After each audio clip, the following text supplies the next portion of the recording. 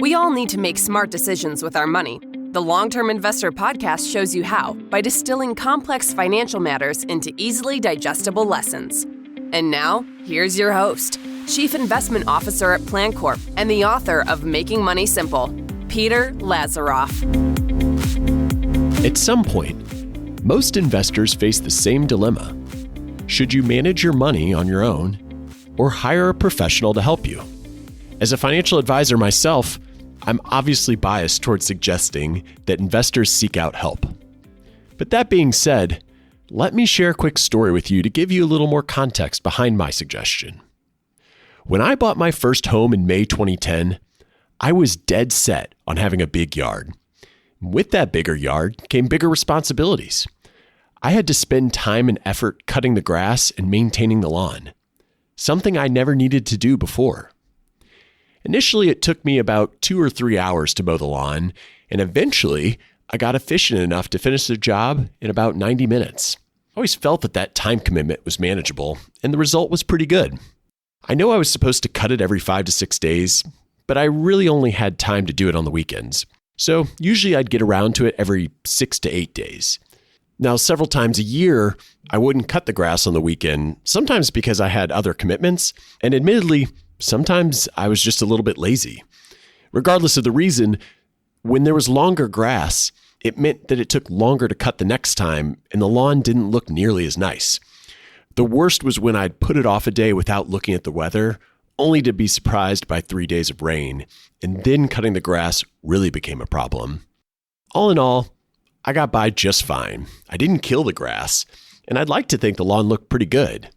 Then I saw what it looked like when a professional did the job. The summer my son Tommy was born, I decided to hire Leo to cut the grass for $35 a week so I could spend more time with my wife and newborn.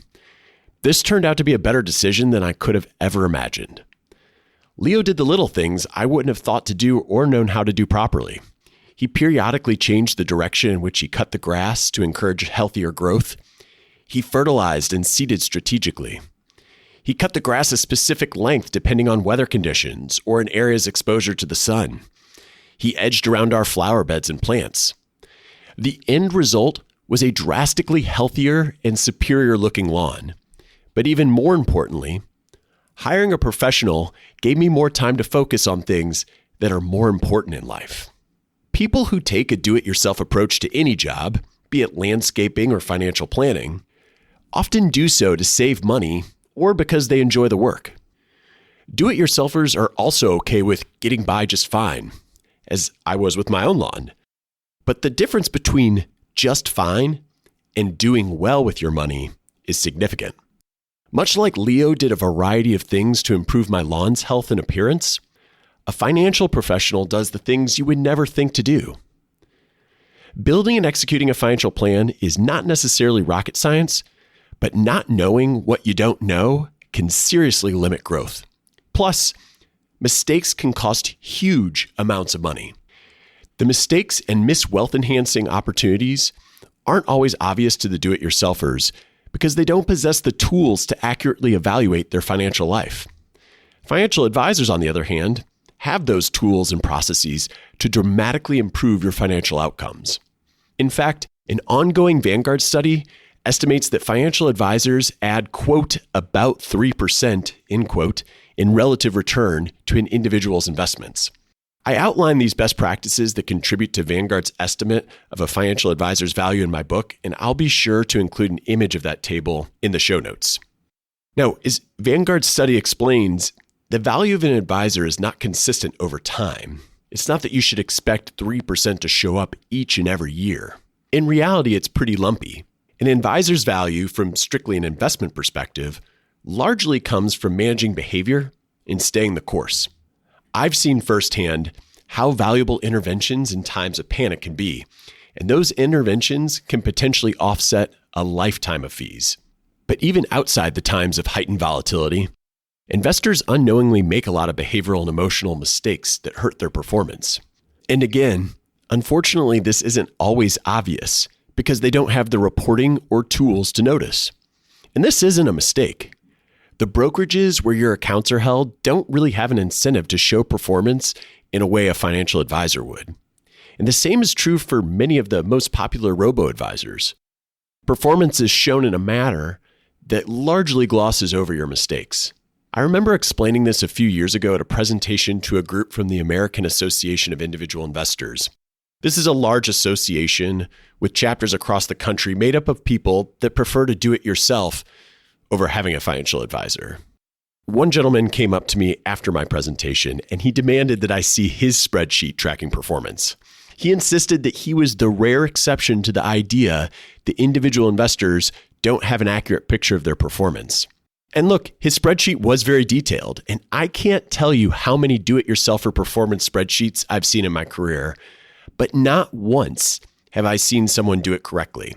And this group includes some really, really smart people. And the gentleman that I referenced earlier, he was no different. I knew he wouldn't be tracking the necessary daily ending values for his portfolio. He was pulling data quarterly, so that's one mistake right out there. But he also wasn't accounting correctly for the inflows and outflows, which is an incredibly common do-it-yourself error too. Plus, he had some incomplete information on one small account and one not so insignificant account, so those had to be excluded from his analysis, which obviously meant he couldn't see the whole picture. Of course, he had no idea until I provided the feedback. And that leads me to one final point on investing. When you're investing on your own, you lack a natural way to check your work, so to speak. It's helpful to have an objective party around for such things, but also it's difficult to truly know what you don't know about investment management without that person there.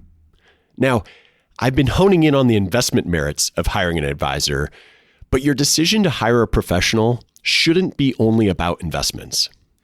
Choosing an advisor who provides comprehensive financial planning beyond traditional investment advice can get your entire financial house in order and keep it that way forever. This includes proactively assisting in estate planning, tax projections, insurance analysis, entitlement strategies, and more. And just as importantly, a financial professional makes sure all these aspects work in harmony. The Vanguard study I referenced early doesn't attempt to quantify the value of comprehensive financial planning because, as the authors noted, we don't need to see oxygen to know it's beneficial.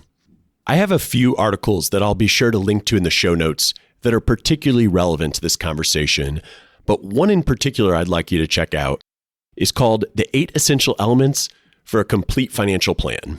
It's definitely worth downloading if you've never worked with an advisor and want to know what it's all about beyond the obvious things such as investing. Again, there's a crowd of people that prefers to do this work on their own, but I always wonder why. I think most people would turn to a lawyer to interpret laws or argue a case in court on their behalf. And I'd also imagine that very few people would prefer to have medical care from someone other than a doctor. Doctors and lawyers spend years receiving specialized education, and their skills are enhanced throughout their career with regular practice. People are quick to hand over jobs to those professionals, and there's also really high barriers to carrying out medical or legal tasks on your own. But there are absolutely no barriers to investing on your own. Anyone can invest on their own, but research shows us time and again that they are likely to do worse than if they hired a financial advisor. But perhaps even more importantly, hiring a professional advisor frees you up to do the things you love most in life and alleviates the stress that can come from managing your own financial matters. While I'm biased again in thinking that hiring a good advisor is one of the best decisions you can make, I'm not naive to the fact that choosing the wrong advisor can do more harm than good. Choosing a financial advisor can be a confusing process, especially because different professionals adhere to different standards of client care. And making matters worse, there's a litany of fancy titles and an alphabet soup of designations that professionals stick on their business cards. So in the next episode of this series, I'm going to explain the differences between various financial professionals so that you can make an informed decision when choosing one. As always, you can visit thelongterminvestor.com for show notes and resources. But until next time, to long-term investing. Thanks for listening to the Long-Term Investor Podcast. To access free financial resources and submit questions to be answered on the show, visit thelongterminvestor.com. Peter Lazaroff is an employee of PlanCorp and BrightPlan. All opinions expressed by Peter and any podcast guests are solely their own opinions and do not reflect the opinions of PlanCorp or BrightPlan. This podcast is for informational purposes only and should not be relied upon as a basis for investment decisions. Clients of PlanCorp and BrightPlan may maintain positions in the securities discussed in this podcast.